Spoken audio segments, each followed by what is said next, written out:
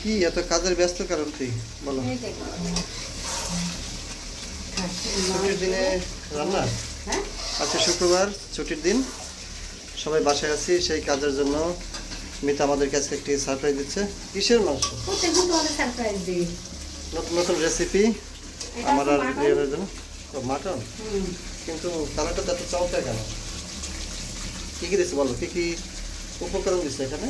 মশলা, পেঁয়াজ, রসুন, ডাল, আদা, গরম মশলা, তারপরে হচ্ছে মুরগি মশলা, খাসি মাংস মশলা, এত কিছু, এই জন্য এত কালারফুল।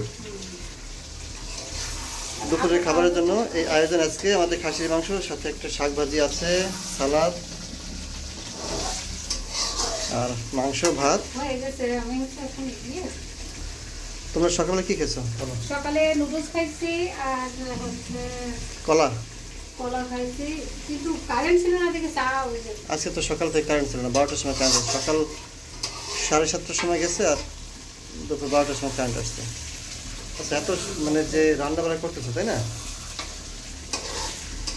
এত ঘ্রাণে তো আমি তো থাকতে পেলাম না, বললাম যাই দেখে আসি কি রান্না করতেছো। কি কিন্তু কালার দিস না?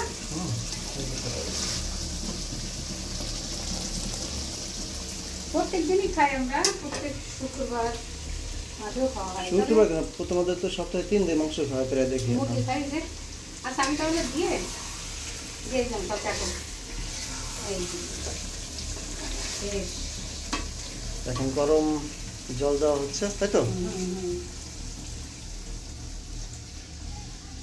মাংসটা আরো একটু টেস্ট হবে।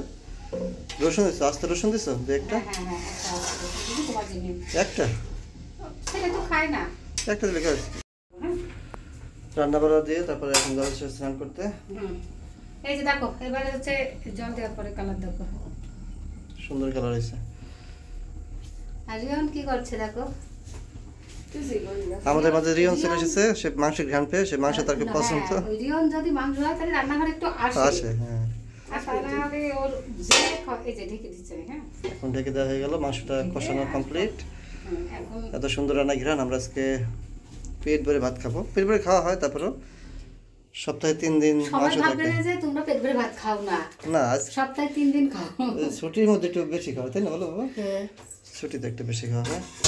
রিয়ন এসে গেছে কমপ্লিট। রিয়ন তার মার সমান লম্বা হয়ে গেছে, প্রায় এখন অনেক বড় হয়ে গেছে।